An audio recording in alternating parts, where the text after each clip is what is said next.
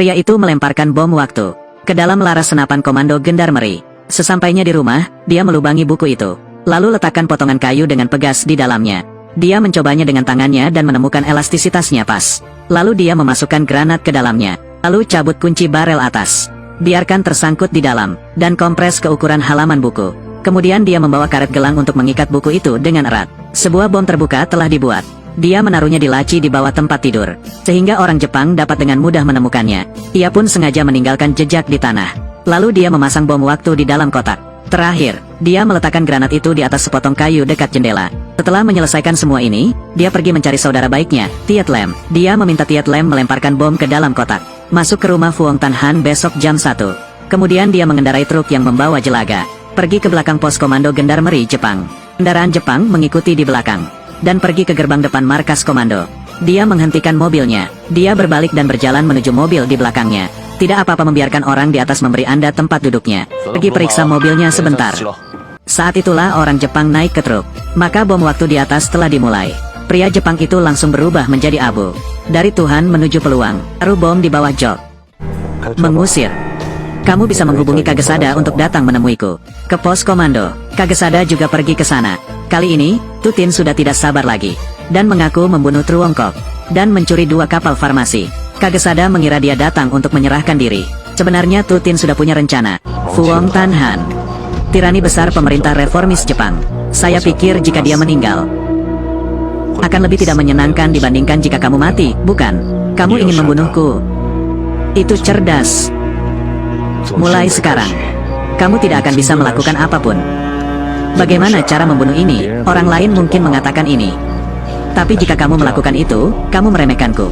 Itu tidak benar. Kagesada benar-benar tidak percaya. Dia mengunci Tutin selama 24 jam dan menemukan seseorang untuk mengawasinya. Tunggu sampai siang besok. Lihat apakah Fuong Tan Han akan mati atau tidak. Jika Fuong Tan Han telah meninggal, tentara Jepang pasti akan membuat Anda harus membelah perut untuk meminta maaf. Saya tidak kenal mereka.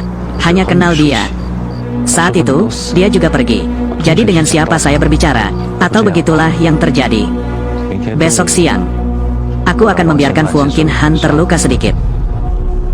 Tunggu sampai aku bertemu Din dan lalu kita akan bicara lebih jauh. Dia kemudian membawa Tutin ke penjara, dan biarkan seseorang mengawasinya dan tidak meninggalkan setengah langkah pun. Dia ingin melihat bagaimana Tutin membunuh orang. Esokan harinya Kagesada mengirim orang ke rumah Huang Qin Han, meminta bawahannya untuk memastikan keselamatannya. Ini adalah arloji saku bom asam sulfat yang dibuat Tutin sebelumnya. Itu dibawa oleh pekerja pos.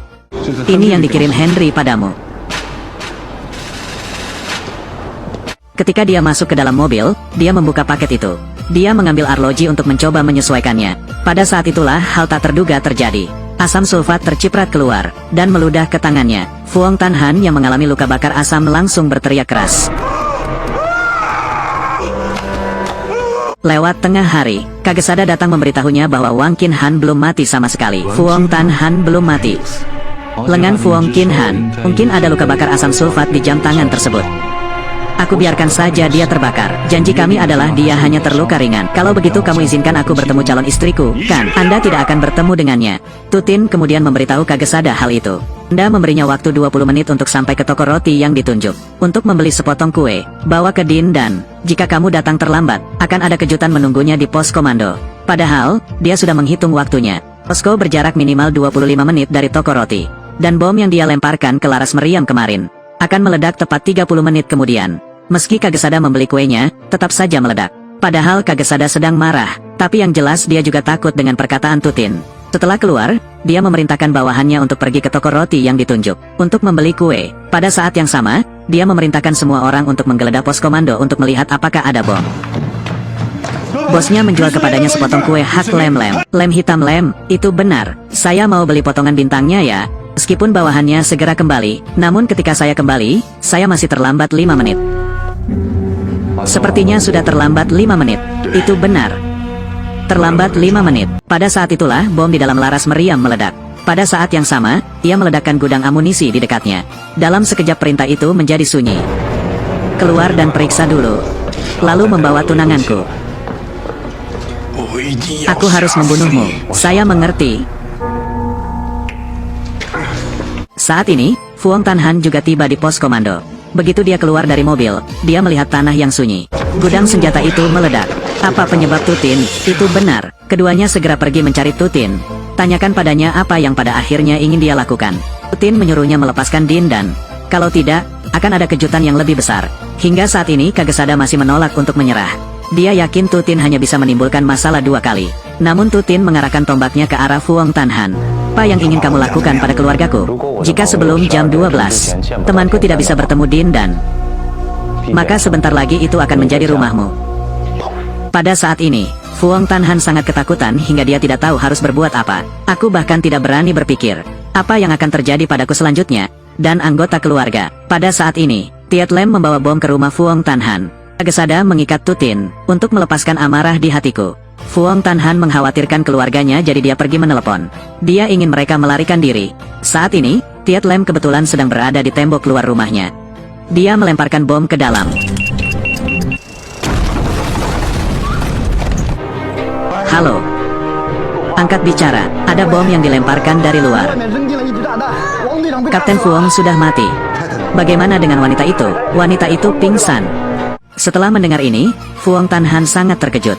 Ia tidak berani mempertaruhkan nyawa anggota keluarganya. Dia segera pergi mencari Kagesada untuk memintanya melepaskan Din dan, pada titik ini, Kagesada sangat marah hingga dia kehilangan akal sehatnya. Dia juga tidak peduli dengan hidup atau mati Fu Hongkinhan. Dia terus saja melepaskan amarah di dalam hatinya. Fu Hongtanhan.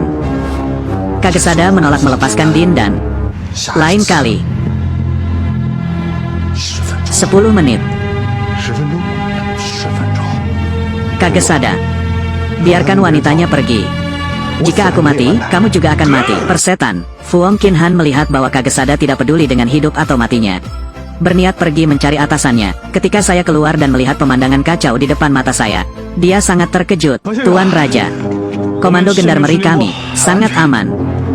Gudang amunisinya baru saja dihancurkan.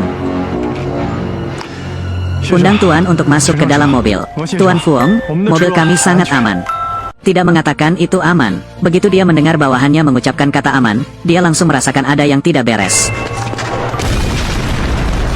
Kali ini, Fu Hongtanhan terkubur di dalam tanah. Ia kembali menemukan Kagesada lagi seperti jiwa yang tersesat.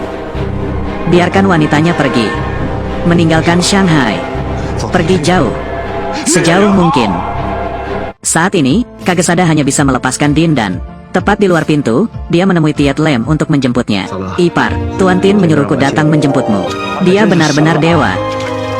Bahkan waktu menghitung dengan sangat baik. Setelah Din dan pergi, Kagesada berfoto dengan Tutin.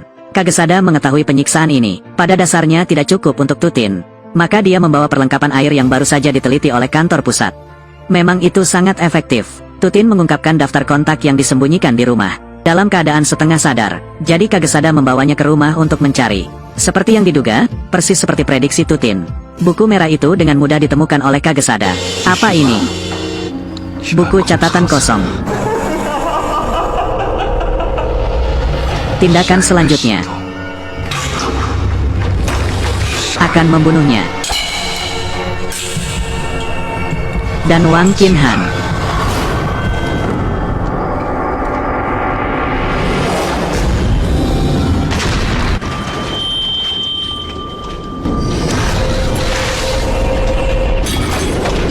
Kagesada akhirnya pergi. Nanti, Tutin mengeluarkan granat yang disembunyikan di bawah balkon. Dia mengikatnya dengan Wang Qinhan untuk menggunakan dia sebagai sandera. Setelah masuk ke mobil Kim Hai, memerintahkannya untuk pergi ke lokasi yang ditentukan Tutin. Tapi Kim Hai ingin membunuhnya. Tuan Kim, jangan salahkan saya dalam perjalanan ke Huangquan. Biarkan dia tinggal. Shanghai akan memiliki pengkhianat lain.